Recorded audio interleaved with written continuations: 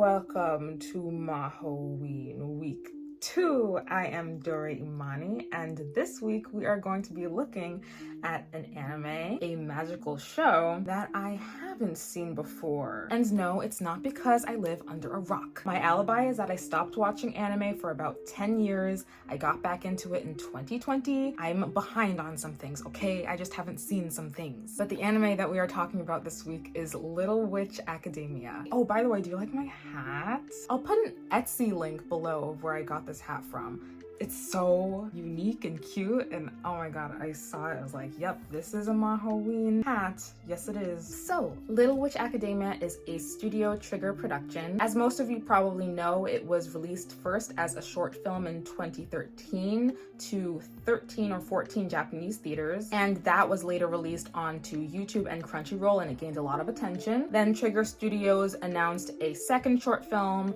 started a Kickstarter, got to like $150,000 of their goal within 5 hours, and they were able to release the second short film in July of 2015. And following that, an anime series was announced in 2016 and subsequently released in 2017. For this video, I was originally going to recap episode 1 of the television series, but per the suggestion of one of my friends, I actually went back and watched the first short film, and I'm very glad I did this because it gave me such a wider context to go with the story, and I'm actually glad that I watched them accidentally in this order. And I wanted to do a review of episode 1 of the television series because it was fantastic. It gave me such good feelings when I saw it. It's on Netflix. I had no idea it was on Netflix. I had no idea it was a Netflix original series, and they label it as rated TV Y7 fear?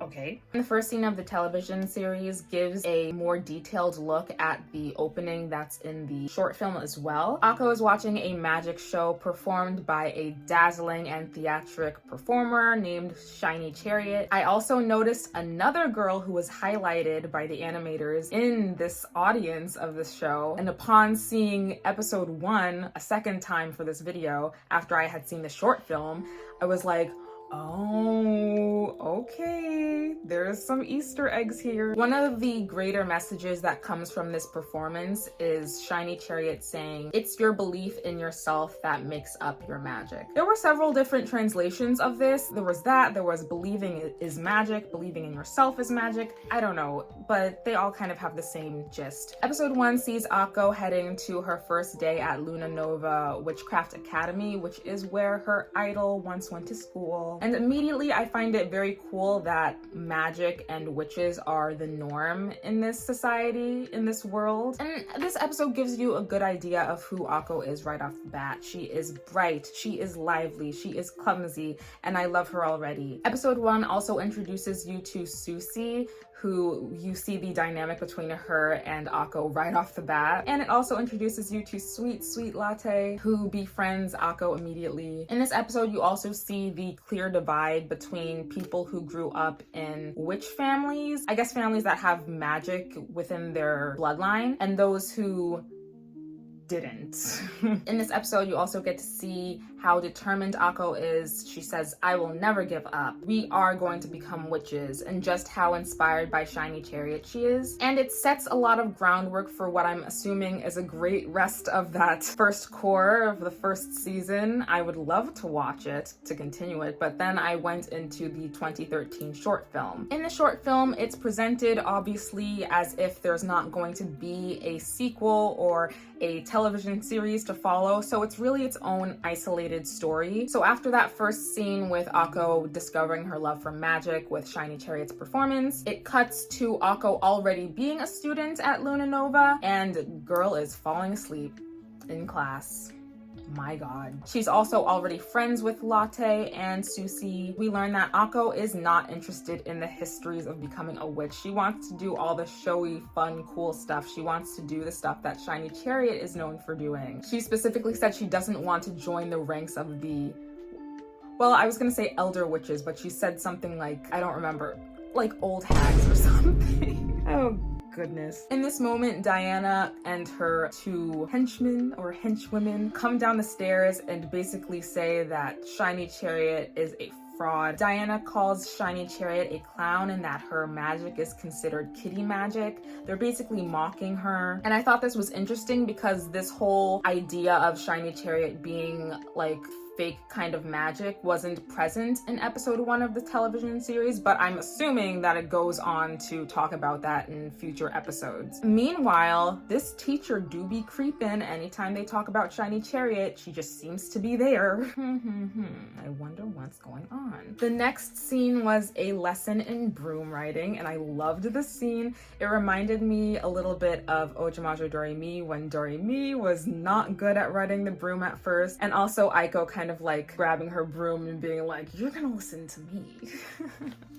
It reminded me of early Doreimani, and I loved that. But we see Akko try and fail at broom riding, and this effectively establishes Akko as a loser. I'm just like, she's cool to me. She's cool to me, despite some flaws that I already see early on. In the next scene in their dorm room, we discover that even Latte and Susie think that Shiny Chariot is fake. They say that she's known for spreading a false idea of witches, that she's more of an illusionist than a witch, and that she's pretty much basically a fraud. And not that this is just an opinion, that this is just fact to most people. And the Stanny in Akko is exploding. She is about to write a 280-word paragraph about how they are wrong. I felt really bad for Akko in this moment because you can tell that she really admires this one person who it seems like everyone else doesn't get the way that she gets them. The next scene brings us into a school assignment where they are to go into an ancient labyrinth and retrieve some treasure, and the deeper they go down into this labyrinth, they will find rarer treasures. And Susie's like, what is this RPG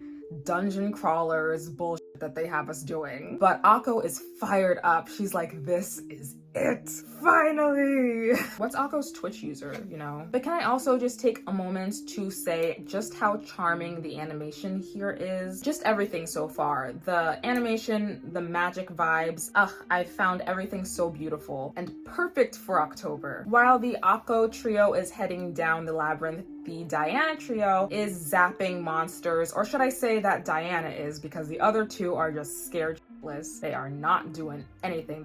Diana is carrying, okay? And she's basically saying like, why are you guys scared? The witches are the ones who should be feared. My magic is invincible. And suddenly a giant bull monster appears. It cuts back to Akko genuinely treating this like an RPG game. She is chasing after this poor little blob little monster thing. It is poor and defenseless and just little and tiny. But Akko's crew ends up crossing paths with Diana's crew and they run into the bull monster. They kind of aid in taking it down. Susie feeds it this poison. She's very fearless about it. She pours this poison into its mouth and then it just melts into the ground, and Susie is looking so pleased with herself. And at this point I'm like, I like Susie. There's something not right about her. I like her. You know what? She reminds me of Raven from Teen Titans. Oh yeah. Oh yeah. So both teams decide to continue through the labyrinth. Diana's crew stumbles upon an Iron Maiden torture chamber, and Diana, for whatever reason, decides to break the seal that is wrapped around this chamber. I'm like, why?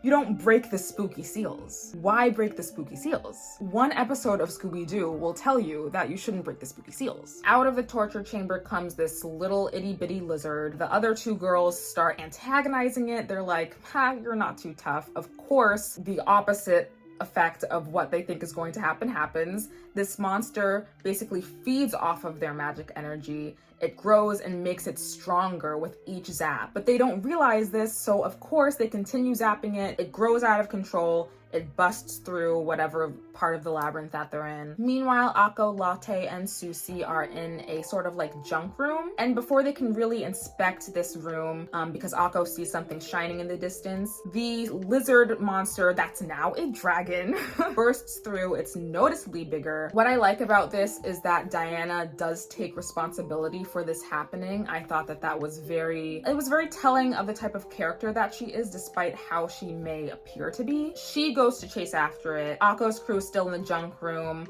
Akko is like, wait, I thought I saw something. She continues digging through, and then she finds Shiny Chariot's shiny rod. And I was thinking, I can't really decide if I liked this discovery more than the discovery in episode 1 of the series. In episode 1, it kind of materializes itself as she's falling.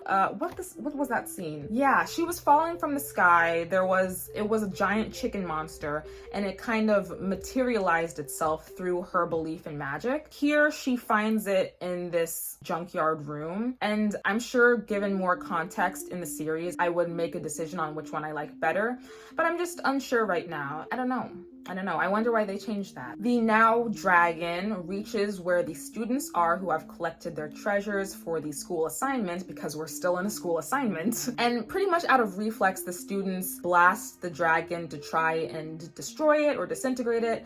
And of course, they're unaware that this makes this dragon stronger. And Diana feels so guilty about this situation. The professor is like, who could have done something so stupid?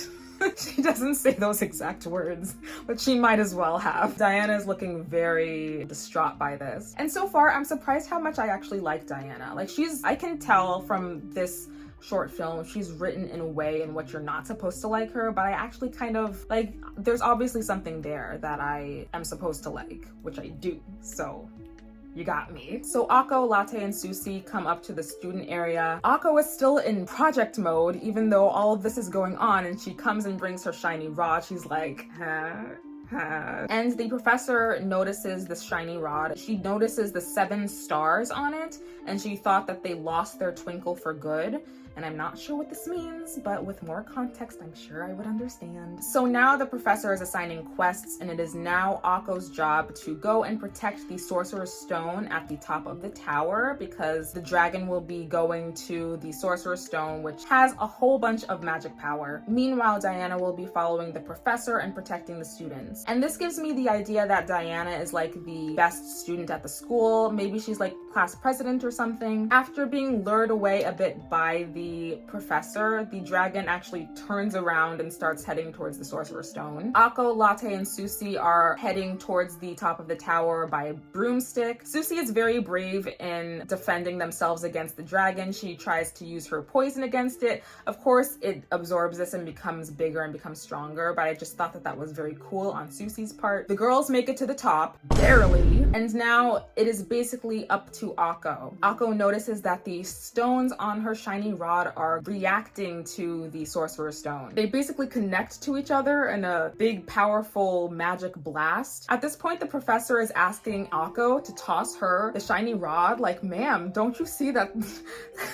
she's a little bit preoccupied? Akko discovers that she has the ability to use the shiny rod by blasting the Sorcerer's Stone out of the dragon's reach. And in a show of bravery, Akko grabs the Sorcerer's Stone, launches herself out of the tower, and is falling.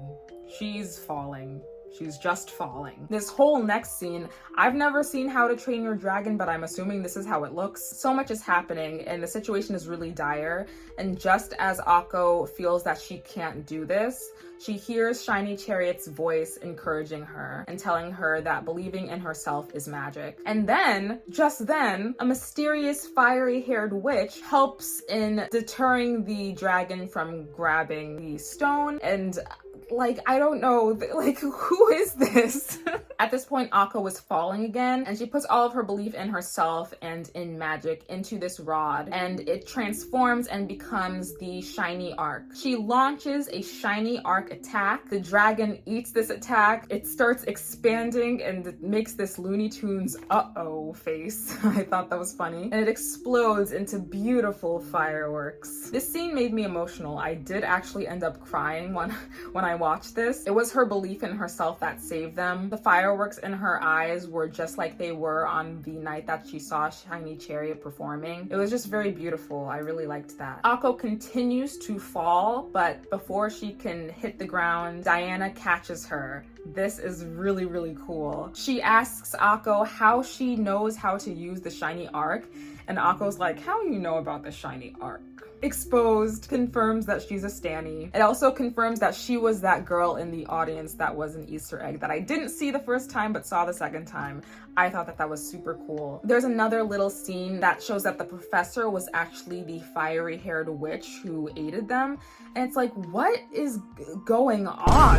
Is this some sort of secret power? Who actually are you? And the end scene of this short film features the other witches, the other students, floating towards Diana and Akko's broom. And it's kind of this show of appreciation and respect for Akko after having saved all of them, and very beautiful background and scenery.